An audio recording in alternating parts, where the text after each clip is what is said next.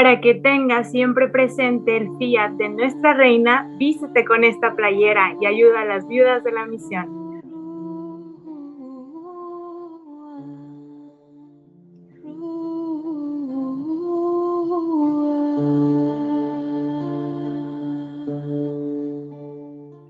Bendecidos para bendecir. Bienvenidos, Jesucitos, Jesucitas. Os invito a meditar esta noche cómo sepultar nuestra soberbia. Si sepultamos nuestra soberbia, resucitaremos. Vamos a aprender un poquito cómo Jesús sepultó su forma de tratarse, pero al mismo tiempo resucitó cada día en la forma de cómo Dios Padre lo amaba. Y nosotros tenemos que aprender de esto. Vamos a invocar el Espíritu Santo. Ven, Espíritu Santo, en nuestros corazones y envía desde el cielo un rayo de tu luz.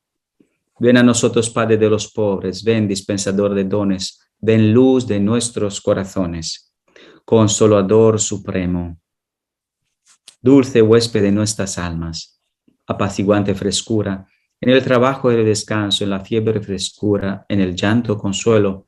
Lava lo que está sucio en mí con la sangre de Cristo, baña lo que está árido en mi espíritu con el agua del costado de Cristo. Oh luz dichosísima, ven a inundar hasta lo más íntimo el corazón de todos tus fieles. Sin tu poder divino, nada del hombre, nada que sea puro. Sana lo que está herido en mi vida con la santa llaga de Jesús. Suaviza lo que está rígido en mi inteligencia con tu unción soberana.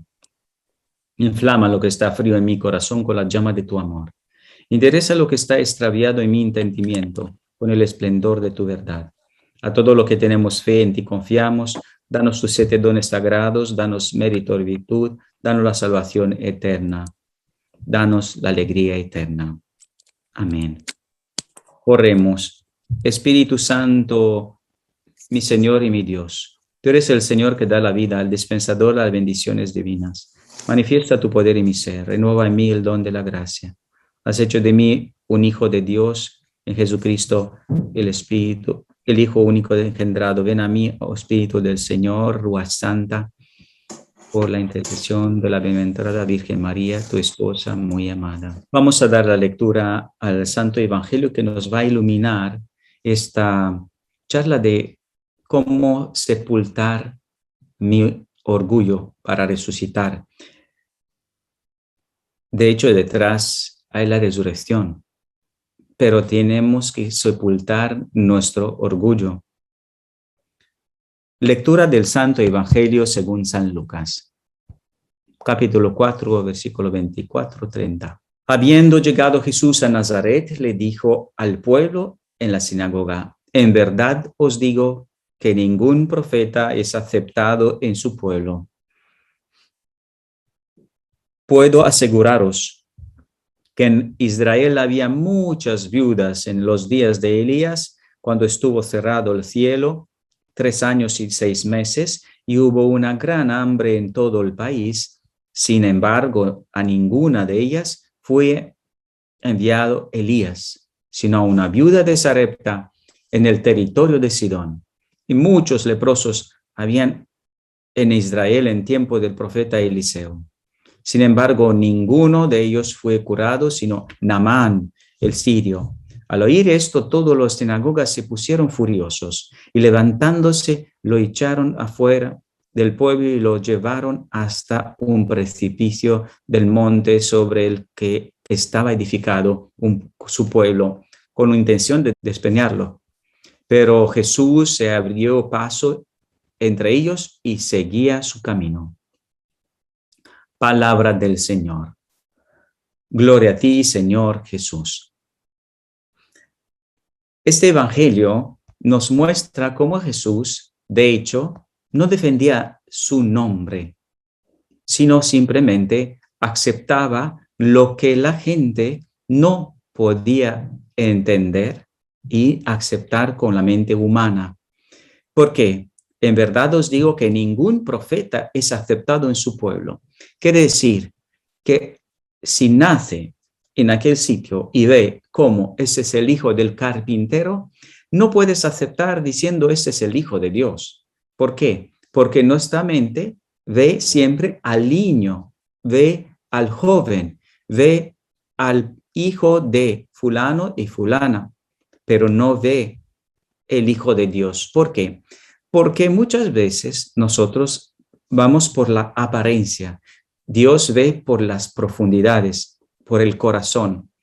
¿Quién sabía de que Jesús estaba engendrado por el Espíritu Santo? Era la Virgen María y San José. Podemos decir que era como algo muy secreto en su corazón, pero al mismo tiempo, con el tiempo, la gente empezaba a darse cuenta quién es esta persona que se llama Jesús. ¿Quién es y quién es para mí? Te está preguntando Jesús. Ahora, este profeta puede ser muy cercano y ningún profeta no es aceptado en su pueblo. Puedes tener gente en tu familia diciendo, ¿cómo? Este tío, esta tía, este amigo, este hombre, este tiene este don. ¿De cuándo? Yo lo conozco de cuando era pequeño, le conozco. ¿Cómo va a tener estos dones? Pregúntate cómo tratas a las personas que descubre que tienen unos dones. Seguramente muy difícil en su tierra. Nazaret era su tierra. No lo aceptaron. Jesús hasta allí no pudo hacer milagros. Pregúntate por qué no pudo hacer milagros. Porque la gente estaba viendo la humanidad de Jesús. No era capaz de ver su divinidad. Cuando los demás de otros pueblos veían que Jesús estaba haciendo milagros, él estaba mostrando la parte divina, la parte santa del Dios santo en él, la unidad con el Dios Padre, con el Dios Hijo, el Espíritu Santo. Claro, era un descubrimiento. Ahora, Jesús no tenía como algo para su fama, y él sabía que no sirve para nada, porque él no tenía esta parte, ¿no? De querer ser conocido, de querer ser famoso, de querer que la gente lo aplaude, no. Y él sabía muy bien en el interior que el domingo de Ramos lo van a aplaudir, le van a poner alfombras. Y también sabía que después de pocos días lo van a crucificar. Ahora, miremos nosotros también. ¿Cómo somos nosotros? Defendemos nuestro nombre. Analicemos, y una de las cosas que podemos hacer hoy día es decir, ¿cuánto tiempo tengo yo? Yo he hecho, yo estuve, yo hago, yo trabajo, yo. Si este yo está demasiado encarnado en nuestro vocabulario, muestra que nuestra soberbia está muy alta. ¿Quién tiene soberbia? El que se ofende.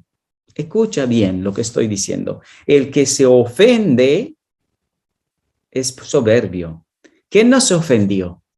Jesús. En esta cosa, querían despeñarlo, querían quitarlo, querían matarlo. No se ofendió Jesús. ¿Por qué? Porque era humilde. Porque tenemos que aprender cómo nosotros sepultar nuestra soberbia. Recuerda estas palabras siempre, porque yo soy manso y humilde de corazón.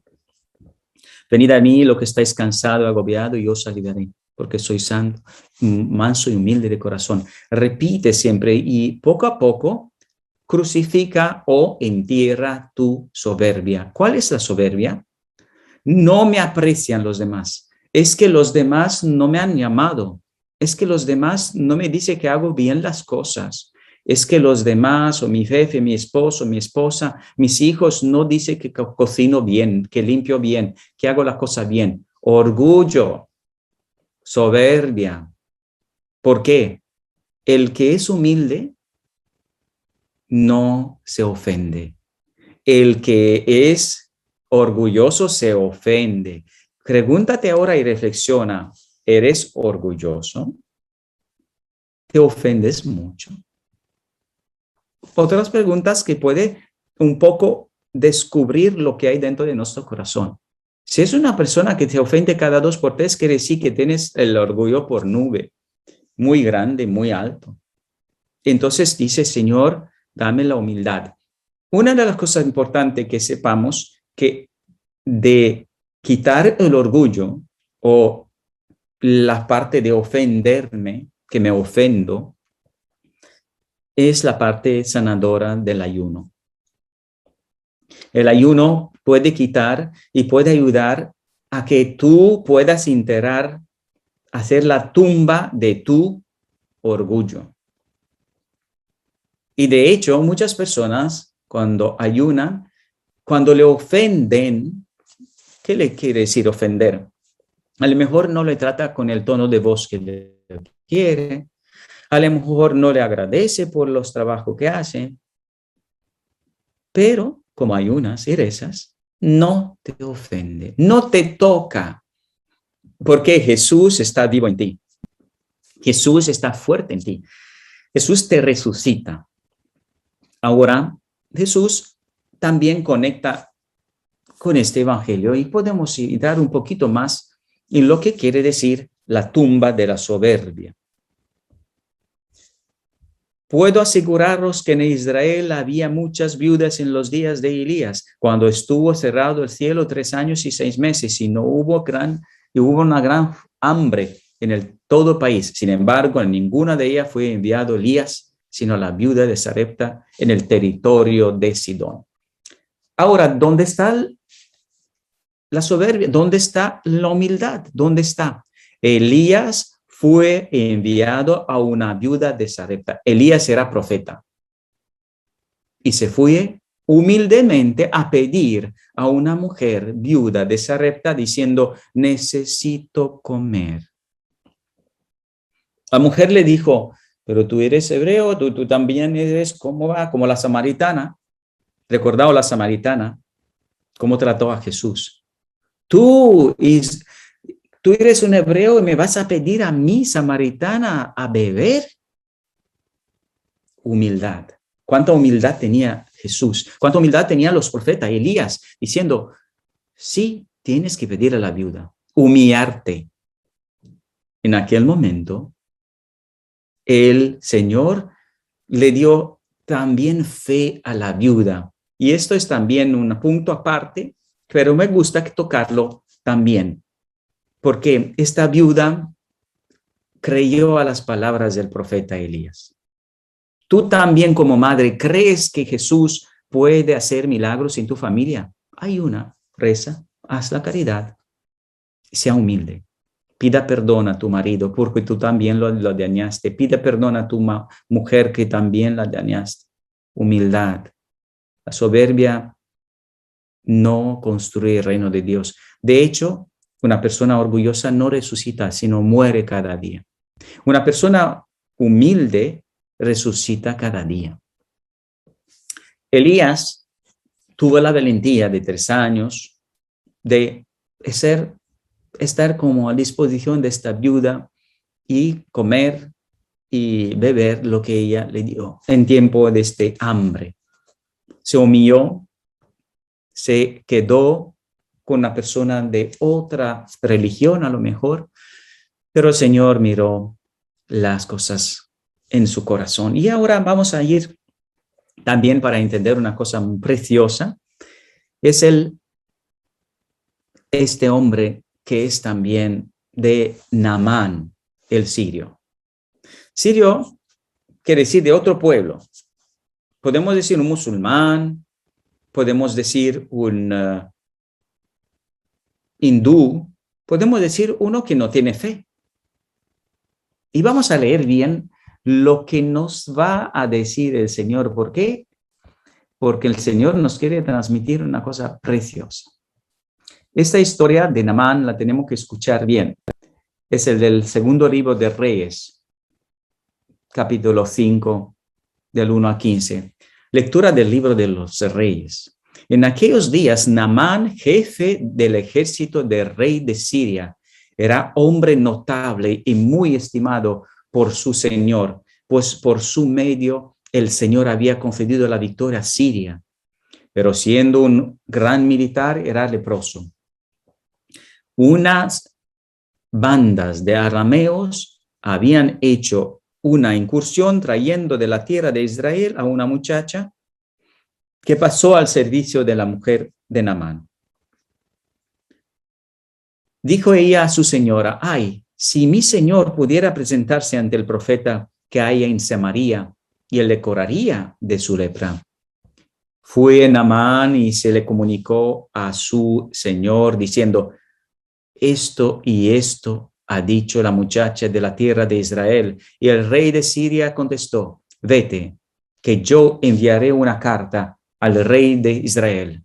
Entonces tomó en su mano 10 talentos de plata, 6,000 ciclos de oro, 10 vestidos nuevos y una carta al rey de Israel que decía: al llegarte esta carta, sabrás que te envío a mi siervo Naamán para que lo cures de su lepra.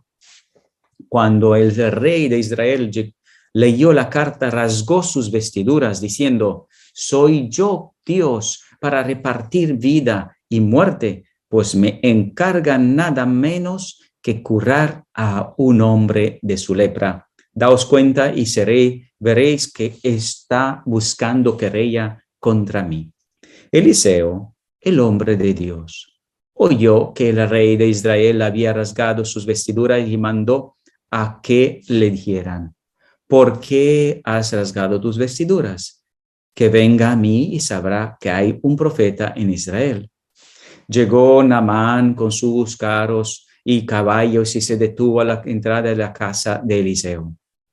Envió un mensajero a decirle: ve y lávate 7 veces en el Jordán. Tu carne renacerá y quedarás limpio.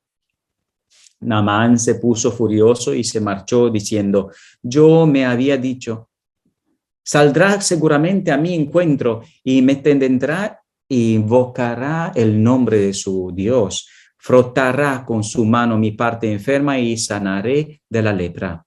El Abana y el Farfar, los ríos de Damasco, ¿no son mejor que todas las aguas de Israel? Podría bañarme en ellos y quedar limpio. Dándose la vuelta, se marchó furioso. Sus servidores se le acercaron para decirle: Padre mío, si el profeta te hubiese mandado una cosa difícil, ¿no lo habrías hecho? ¿Cuánto más se te ha dicho: levántate y que quedarás limpio? Bajó, pues, y se bañó en el Jordán 7 veces conforme la palabra del hombre de Dios. Y su carne volvió a ser como la de un niño pequeño, quedó limpio. Naamán y toda su comitiva regresaron al lugar donde se encontraba el hombre de Dios. Al llegar, se detuvo ante él, exclamando: ahora conozco que no hay en toda la tierra otro Dios que el de Israel.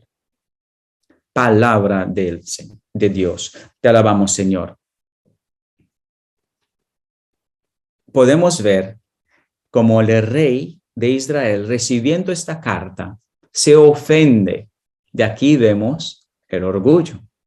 Se rasga las vestiduras diciendo: ¿cómo están buscando la pelea? Interpretan mal cuando una persona viene hacia él para pedirle ayuda. Esto es el orgullo, queridos hermanos. Esto es la soberbia de interpretar mal cuando una persona te pide ayuda. Esto, cuando tú dices: piensa mal y acertarás, esto es el demonio. Esto es la soberbia. ¿Cómo piensa mal y aceptarás? No podemos ceder a esta cosa porque es la soberbia y crean unas barreras entre las personas.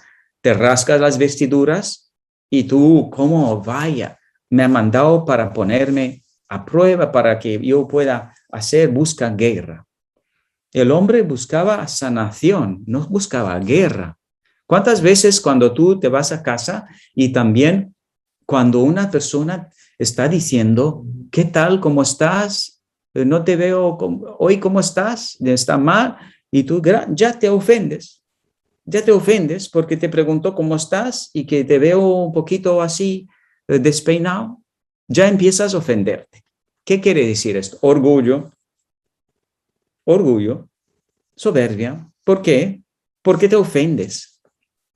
Ahora, porque te ofendes por todo, es porque el orgullo es tan alto que los demás no pueden ni hablarte una palabra, decirte una palabra.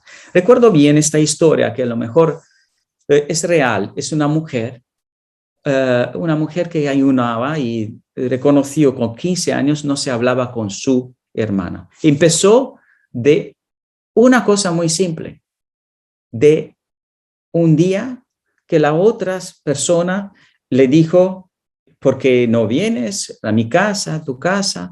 Y se ofendió. No se hablaron 15 años. El Señor le dio la gracia del ayuno, de la oración, de la caridad. En el día 39 se fue a su casa, donde estaba la mamá de las dos. Y decía a Jesús, ¿qué le voy a decir? Que no sé qué decir. Entonces, el Señor le dijo, abre las manos. Abrió las manos. Abraza a tu hermana. Abrazó a su hermana. Empezó a llorar. Empezaron a llorar. Y empezaron a llorar una en brazos de otra. No necesitaron palabras. Mató al orgullo con lágrimas, con humildad, sin palabras. El orgullo se necesita matarlo con lágrimas de arrepentimiento. Hay lágrimas también de orgullo, de rabia, que no son lágrimas que resucitan, son lágrimas que matan el alma. Pero hay lágrimas que resucitan el alma. Y estas son las lágrimas que esta mujer la tuvo y la resucitó. La resucitó la alegría de poder abrazar a su hermana. Desde entonces empezaron a ir de nuevo a su casa, a comer juntos, cada domingo, en una casa uno, una casa otro. Esto es la enseñanza que nosotros podemos aprender hoy. Ahora, el orgullo del rey y también el orgullo de Naamán, porque el orgullo de Naamán está sepultado. Y vamos a ver cómo se sepultó el orgullo de Naamán, el sirio. Un hombre extranjero, el profeta, le hace la gracia, dice 7 veces, una cosa muy simple. También yo muchas veces estoy pensando como 7 veces bañarse en Jordán y ya te sanas.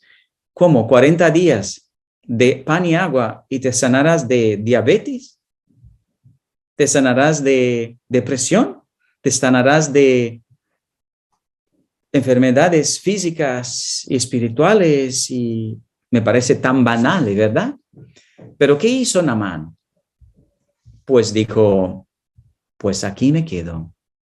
¿Cómo? Las aguas de mi país no son más bonitas, más buenas, más fuertes. En aquel momento, los demás ayudaron, los consejeros, los que estaban alrededor de ¿cómo? Naamán. Pero si te hubiera pedido dinero, cosas complicadas, si nada más te pide de que te bañes en el Jordán 7 veces, ¿qué más da? Recapacita Naamán. Se da cuenta que solamente el orgullo le podía bloquear de una gracia de sanación. ¿Quién te puede bloquear a ti de la gracia del ayuno? Despedir la gracia del ayuno. Solamente el orgullo. Solamente, ¿cómo? No entra en mi cabeza esto, no puede ser. Bañarme 7 veces en el Jordán, resucitar mi vida.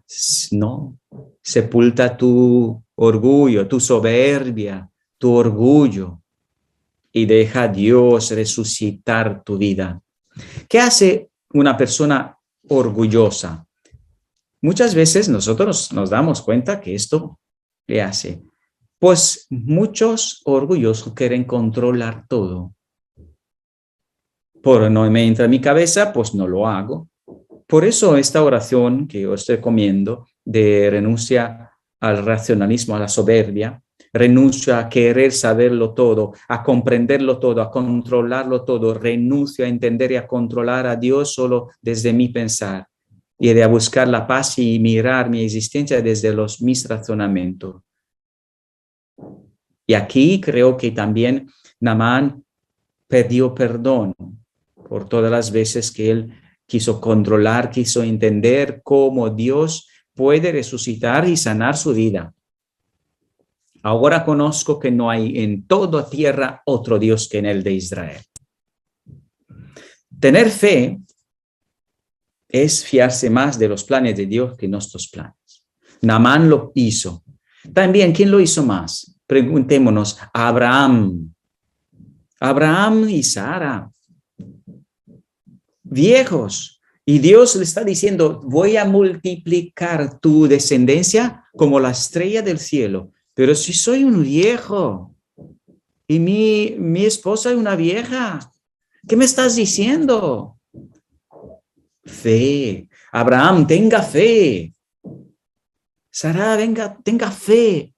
Y le regala un hijo, una hermosura, un Isaac. Imagínate, el niño de papá, el niño de mamá. Y le dice Dios, ahora vas a sacrificar a tu hijo. ¡Wow! ¿Cómo? Mi orgullo, mi alegría, ¿cómo voy a sacrificarlo? ¿Y qué hace? Toma al niño, lo sube, ni le dice nada, se pone todas las cosas así en la espalda y la leña y la madera para que lo sacrifique y lo sube. ¿Pero qué hace? Fe. El orgullo, pues nada, decía, no, yo no entiendo nada. Si Dios me lo pide, lo tengo que sacrificar. No entiendo nada, pero tengo fe y tengo que sepultar mi soberbia. Wow. ¿Cuántas veces Dios nos pide, sacrifica que era su vicio, sacrifica tu forma de hablar, sacrifica un poquito, porque voy a hablar yo en ti, voy a resucitar tu vida, tu familia. No hay nada es imposible para mí. Ahora es el tiempo de resurrección y pensamos a cada uno de nosotros, podemos crear la sepultura de nuestra soberbia y cada día ponernos, sentarnos, disponernos, tendernos en esta tumba y dejar tanto que yo tengo siempre razón, que tengo yo, que por qué, porque me han hablado así, ¿por qué no? Reconozca que Jesús tiene este don de la humildad y te resucita. ¿Cuántas veces nosotros cuando ayunamos, rezamos y pedimos también la gracia de la caridad, empezamos a sentirnos bien diciendo qué bonito es hablarnos bien, no gritarnos en la familia, en los esposos y todo, tratarnos como Dios quiere que nos tratemos? ¿Cuándo te alegrarás a ver la tumba de tu soberbia cada día? Y te tenderás en ella, entonces resucitarás. Si te resistes, no vas a poder resucitar. Cuando morirás cada día, vas a sentir que Dios está resucitándote cada día con más fuerza. ¿Dónde? En aquella humildad resucitadora, en aquella persona que Dios quiere construir dentro de ti. Solo un hombre muerto puede resucitar. Solo si tú matas el orgullo podrás ser humilde como Jesús. No podemos, porque sin Él no podemos hacer nada. Y Jesús nos invita a dar la batalla hasta la muerte, hasta la sangre, como habla de San Pablo. Y voy a dar la cita de este fragmento de la carta de los Hebreos, capítulo 12, 1 al 4.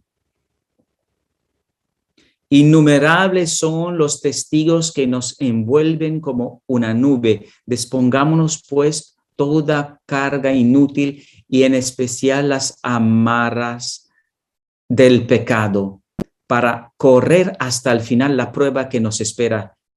Fijos los ojos en Jesús, que organiza esta carrera de la fe y la premia al final. Él escogió la cruz en vez de la felicidad que se le ofrecía. No tuvo miedo a la humillación y ahora está sentado a la derecha del trono de Dios. Piensen en Jesús, que sufrió tantas contradicciones de parte de gente mala y no les faltarán las fuerzas y el ánimo. Ustedes se enfrentan con el mal, pero todavía no han tenido que resistir hasta la sangre. No habéis dado todavía la sangre. Palabra de Dios. Te alabamos, Señor. Hasta no has dado la batalla hasta la sangre contra el pecado. Ahora, ¿cuántos de nosotros, y preguntémonos, ¿no? ¿Cuántos de nosotros vivimos en el pecado? Y no somos capaces de renunciar a este pecado porque no sentimos el sufrimiento de Jesús en nosotros. No sentimos que nosotros crucificamos a Jesús. ¿Cómo? ¿Vivo inamaciado? ¿Vivo con una mujer, con un hombre? ¿Renunciar a esto? No, no voy a renunciar. Entonces, ¿dónde está tu humildad? ¿Dónde está que tú aprecias a Jesús? No, yo pedir perdón a mi esposa, pero si ella me ofendió, ella me traicionó. Yo pedir perdón a mi hijo, pero si él me hizo daño. El orgullo, ¿cuántas veces nos hace no morir? Pero claro, nos construimos un pedestal sobre el cual queremos que los demás nos inciense y nos alabe. Y esto no es el camino de resurrección, no es el camino de la cruz. Jesús murió, fue humilde, y la humillación pasa cuando nosotros reconocemos que hemos fallado. Pero también cuando nos cubrimos diciendo no, y cuando nos defendemos, ¿cómo? Yo soy pecador. ¿Y qué más? ¿Por qué tengo que criticar a los demás si han pecado de una forma diferente que yo? Yo me voy al confesionario. ¿Cuántos de nosotros se fueron al confesionario? Y el sacerdote, como he dicho siempre, no, nos da latigazo. No es verdad. Nos da el perdón, ¿verdad? Entonces, cuando te levantas de allí y nos levantamos después que nos ha perdonado Jesús, ¿qué tiene que hacer? ¿Qué te dio Jesús? Misericordia. ¿Qué te está diciendo? Vete a tu casa y sea misericordia, sea bendición para tu familia. No juzgues, ámalos, no lo regañes, sino anímalos. ¿Cuántas veces nosotros nos sentimos que Jesús puede hacer que nosotros seamos un poco más humildes? Cuando defendemos nuestra imagen y se entera que mi historia, si se entera de la historia, ¿qué historia?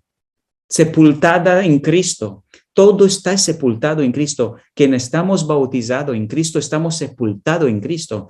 Esa es la historia de nuestra salvación, de nuestra resurrección, de nuestra alegría con Cristo. ¿Por qué defendemos tanto lo que dirán? Nos tenemos miedo que van a descubrir qué cosa. La verdad que somos pecadores. Esto es la verdad. Y la soberbia, que la tuvimos y a lo mejor la tenemos. ¿Y qué tenemos que hacer?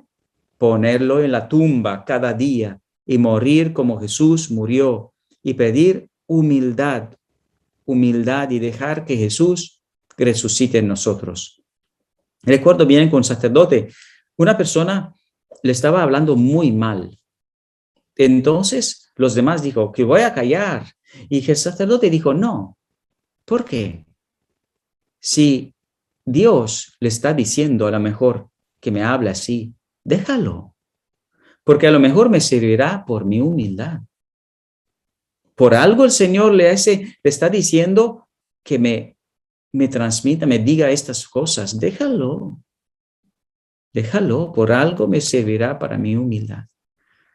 Papa Francisco decía, no hay humildad sin humillación. Todos se levantamos la mano diciendo, quiero ser humilde, pero no humillado. Vaya, entonces no sabes el camino.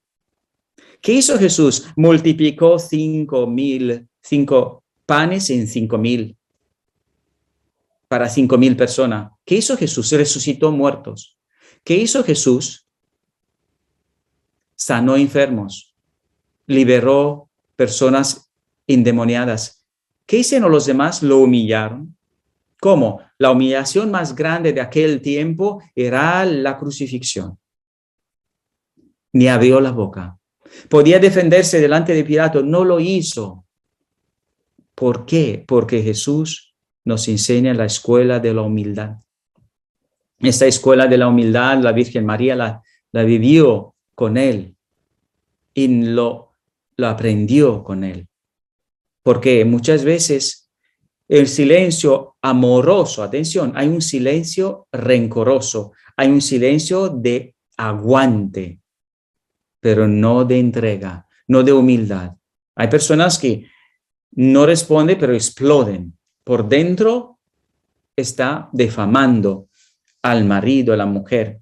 Recuerdo bien una historia que una señora recibió un sacerdote y su marido estaba muy enfermo, pero era tan sucio y tan mal en la cama que estaba la mosca y todo. Dijo el sacerdote, pero señora, vamos a lavarlo, vamos a limpiarlo. No, a este perro no lo vamos a lavar, no lo vamos a tratar así. ¿Por qué? Porque me hizo la vida amarga, me destruyó, ahora la va a pagar. Entonces, esta señora seguramente por años dentro de su interior recibió muchas humillaciones, pero ¿cómo las aguantó? Como Lázaro con el rico Epulón, que no se rebeló, sino se entregó, o aguantó hasta que pudo darle la respuesta a su forma con la misma moneda, ojo por ojo, diente por diente, ahora sí se lo pagas. Esto no es humildad. Esto no es humildad. Esto es rencor. ¿Qué es? Un rencor refulado, aguantado por años y esperar que vas a llegar a la esquina y te lo voy a pagar caro. Esto es lo peor, lo de peor, de peor, de peor, de peor. Recuerdo a una señora también que el Señor le reveló, estaba rezando en un lugar público y le está diciendo, de repente, esta persona estaba andando de 20 años a la misa diaria. Escúchame bien. Y le está diciendo Jesús, 20 años has comulgado sacrilegialmente, sacrilegio. Quiere decir, no podías tomar la comunión, la tomaste, misa diaria. Y le dijo solamente un solo pecado, rencor. Por 20 años, ella no perdonaba y comulgaba. Con cada vez que tomaba la comunión, el corazón se hacía más pedificado, más piedra, porque no perdonó, ni a ella ni a la persona. Cuando Jesús le dijo esto, ella se dio cuenta, se iluminó su conciencia y se dio cuenta de la gravedad de ser soberbia y de tener rencor y de no haber sepultado su orgullo. En aquel momento pidió la gracia del perdón y de perdonarse y de a los demás, de perdonar, no mantener rencor. Y desde entonces, después que pidió perdón a muchas personas, como Jesús le decía, tienes que pedir perdón a esto, y esto, pedir perdón, y así, y amaban, hasta que llegó a llegar la paz, la alegría, la resurrección, resucitaba. Cada vez que nosotros pedimos perdón, resucitamos, pero tiene que ser de corazón. Hay personas que pidieron perdón y me contaron hace poco, una señora me dijo, no sé por qué no, mi hermana, yo le he dicho perdón, pero tú también me dañaste. De hecho, ¿Qué tono de voz usaste? ¿Fue el Espíritu Santo en ti? A lo mejor tú deciste perdón, pero la palabra decían perdón, pero el corazón decía rencor. Esto no puede ser. ¿Por qué? Cuando hay perdón, hay amor de Dios. Y cuando hay amor de Dios, hay humildad. Y cuando hay humildad, Jesús mismo llega, penetra en el corazón y te pone paz. ¿Entendiste bien? Paz. ¿Sí? Cuando nosotros hemos pedido perdón a alguien y no llegamos a la paz, quiere decir que allí no fue el amor de Dios encarnado en nosotros. Fue unas palabras de perdón vestidas hermosamente, pero dentro eran el rencor, pero vestidas de palabras de perdón. Y esto es falso. Esto es falso. Es como diciendo, yo soy humilde, pero de hecho, que se conozca que soy humilde, eres el más orgulloso. Entonces, esto nosotros tenemos que luchar. Muchas veces, en algunos retiros, se acaba explicando, y con esto voy a acabar, sobre el enojo. Muchas veces, muchas personas están enojadas con ellas mismas. ¿Por qué?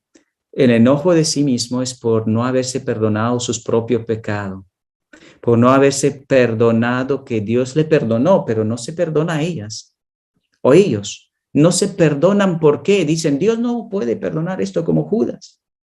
Y como no se perdonan porque hizo aquel pecado, y a lo mejor es un pecado público, o a lo menos dice, uy, y es enojar, ese enojo. Y este enojo, después de generar con el enojo, con los demás, que también es otra forma de orgullo. Enojarme, y están como enojados con ellos mismos y con los demás. ¿Y esto qué hace? A levantar la soberbia y hace morir a la persona. Diga que Jesús te ves, estás enojado. Es una señal que no te perdonaste. Dios te perdonó. Dios es amor. Tienes una imagen falsa de Dios. Si tú piensas que Dios te castiga en el confesionario, te equivocas. Que Dios es justiciero, que Dios mantiene rencor y es falso. Esto no es un Dios. Dios verdadero es un Dios amoroso, humilde, que sabe mostrarnos cómo morir para poder vivir y cómo vivir en santidad para poder vivir en santidad. Nosotros tenemos que pensar esto. ¿Y por qué yo no perdono a los demás? Hay personas que le cuesta trabajo de perdonar a los demás. ¿Y tú por qué no piensas cuando Jesús te está perdonando en el confesionario y te dice te perdono? ¿Por qué tú no haces lo mismo? El rencor,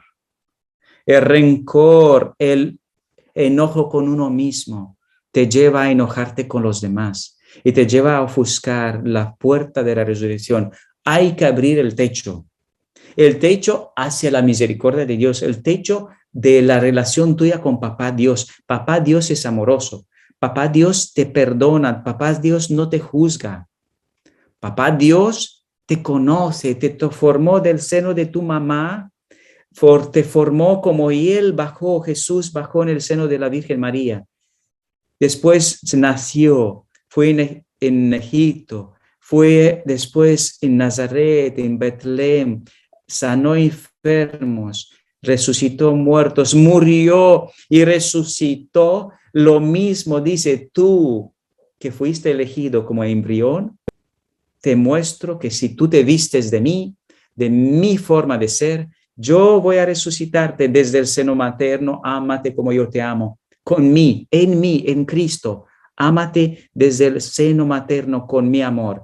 Ámate con los 10 años, de 1 a 10 años. Ámate en la adolescencia con mi amor. Ámate conmigo, no sin mí. Porque si te amas sin mí, no vas a poder resucitar. Si te amas sin mí, va a subir tu orgullo hasta la nube o hasta te desprecias.